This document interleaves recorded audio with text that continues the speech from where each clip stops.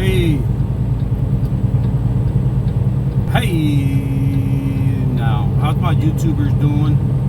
My expressors. Wow, it's really snowing out here. My truck people, my expressors. How's everybody going out there? Well, I hate winter driving, but I got stuck with this load. I didn't see this winter. I did look at the National Weather Service before I took this load, but this storm came out of nowhere.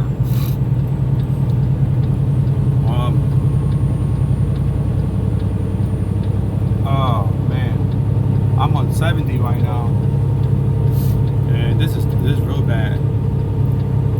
I'm doing like 20 miles an hour. I figure I could like do 200 miles. If I drive this slow. I only need 300, but I don't think it's as bad as I'm gonna look at the National Weather Service again. I think I could drive out of here, so I should deliver the load. Might be a little late, but if not, it's just another loss operating at this low pay scale, and then my truck operates between $2.80 and $3 a mile. These loads don't pay. These companies don't pay near that much, so these guys know how I feel. I'm just dying to get out of here. I don't mean to mock the company, but they got to make their money. But I also have to make my money. I'm not ignorant. I'm not going to drive at low wages and take losses on a regular. I already figured the system out, so I know I'm not getting paid properly. I'm operating at very low cost here, and then these storms and breakdowns, traffic, shippers, whatever it is, even if you get sick, there's a lot of factors that parlay into these calculations. Making your own freight, having your own authority helps, but being dispatched with a company that's not generous, that really doesn't help.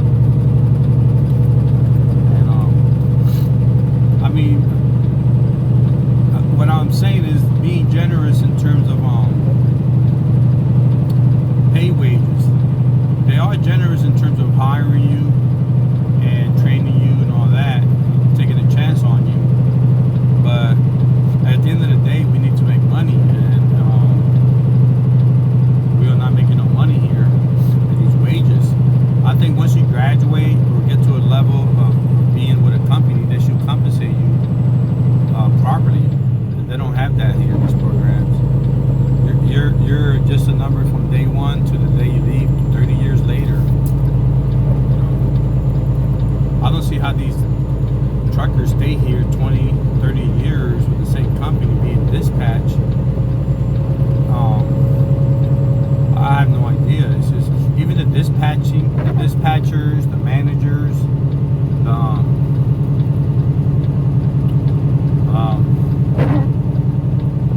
the personnel inside the offices, fleet managers, they all come and go. Some of them may stay for a while, but a majority leave to other companies for better pay packages and so forth. It's just not the drivers that leave the carriers. These are stomping grounds or training grounds for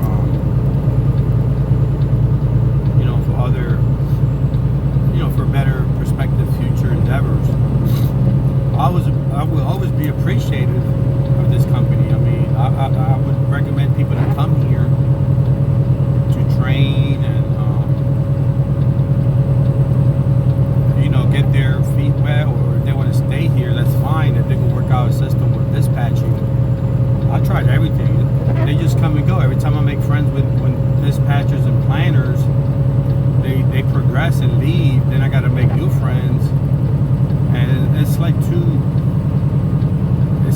too complex, too much work for the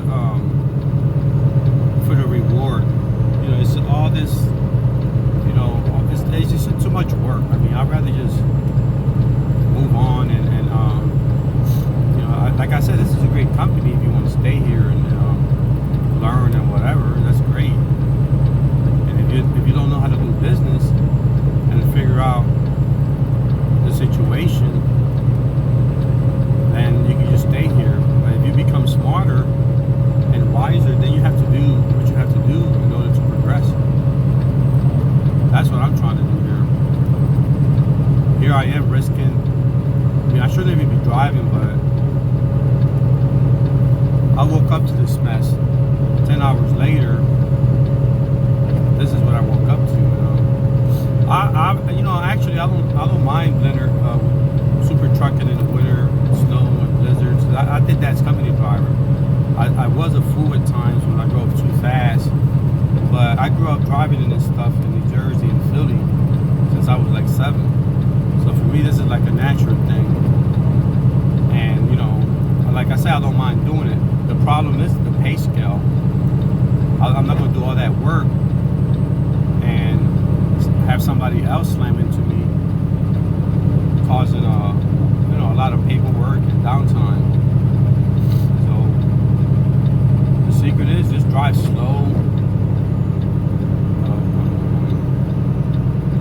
You know, feel the truck, feel the highway. It's a fatiguing thing to drive a lot in this type of snow because it's tiring. You know, it fatigues it 10 times faster. You got to be glued to the road for every single inch, an hour, and minute, and second. Every single. I would see that accident there. That guy spun out. Yeah. So filling the truck, filling the road, being one with the truck, like Obi-Wan Kenobi says.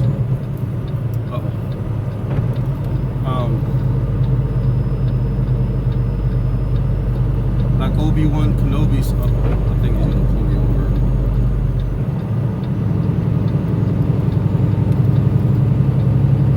I'm not even sure this is closed.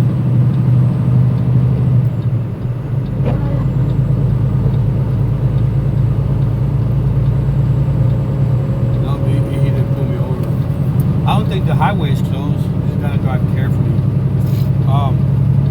You know, just be one. See, right now, you can see the difference underneath this tunnel here. You can see there's better traction and there's less sway, like side-to-side movement on the truck.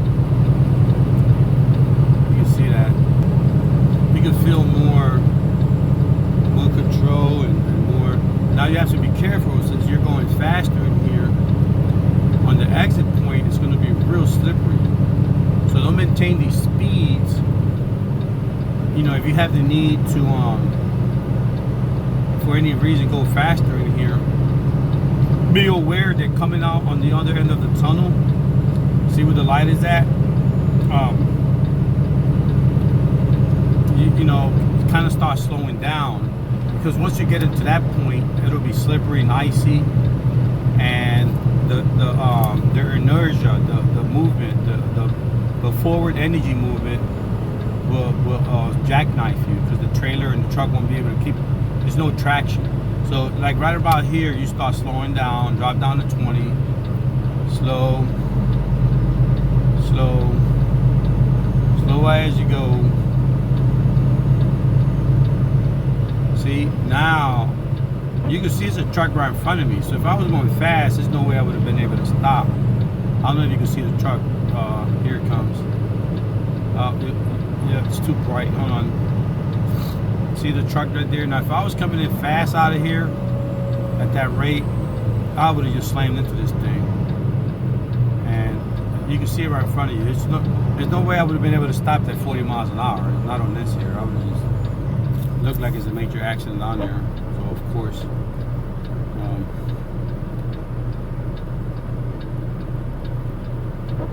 As you can see, the secret is just filling out the road, being one with the truck. You know, not being cocky, but being confident. Not like, you know, these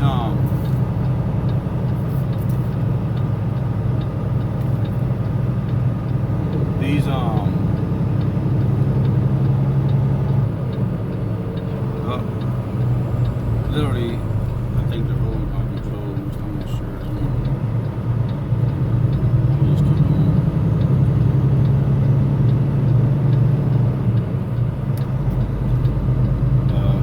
Guy looked at me like, what? You know, as you can see, I'm making tracks here. It's snowing kind of heavy. Just the secret is just, you know, there is no secret. Just use common sense. Don't go fast. You know, look at the road. Stay glued to it. Now, be aware. You know, you're gonna be driving for a good distance, and you're gonna be, you know, like 2 hours. You're gonna seem like 5 hours, 6 hours. The fatigue factor gonna sneak in. So don't let that fool you. You know, don't be aware of the signs when you're tired, looking at the road and straining. You know, don't let the fatigue factor sneak up on you. Have leverage on it, and you know, just I'm not sure if this road is closed. Let's see. Traffic jam here. I think I'm gonna turn on my CB radio. Always good. It's always good to have a CB radio, even though there's a lot of crap talk on there. Let's see what I'm saying.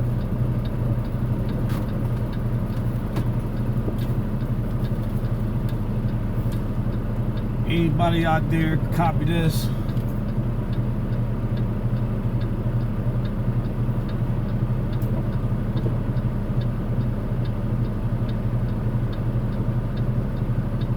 Our situation on 70 here going to the west. Anybody got a handle?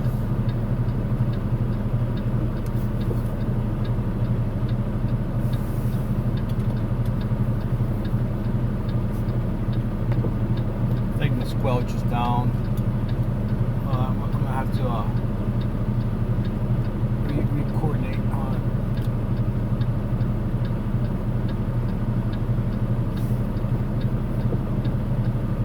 Microphone check, 1 2 1 2. Microphone check. Anybody out there?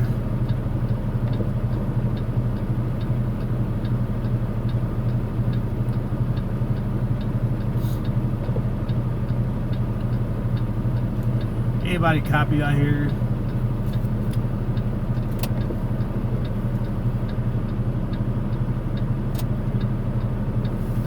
See, it's good to have a CB that works.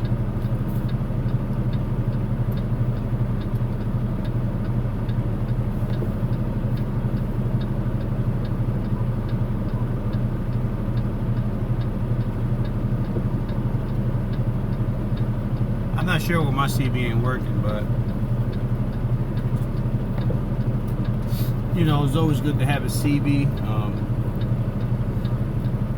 I should have just probably stayed in that rest stop, but you know, I kind of like driving through this stuff because I did it before, and I have the experience factor. My first time out here, I used the rumble strips to stop. It was black ice. I think it was in Minnesota, and those rumble strips stopped me pretty good because I was about to knock off 10 or 12 cars like a bowling pin alley, and I just used the rumble strips to slow me down enough to grab the gears, and you know, I slowed down. I still proceeded to Syracuse under those storms and so forth. I mean, like I said, I like driving in this. But when I became an owner, I like making money better. So doing this here, you don't make no money. Not if you're under dispatch freight that's limited. So, you know, like I said, always pay attention to the road, feel how the truck is moving. You know, be afraid. Be very afraid of the ice and snow. You know, don't be afraid. Be respectful of it, and just take your time out here driving. You know, if you gotta go through this to a safe haven, and pull into there and just wait it out. You know, for me, I have the experience, so I could do it. But for anybody else, just pull off the road. It's not even worth it. Okay, with that said, guys, I am here waiting, and like always, until then, with that said, you guys have fun and stay safe.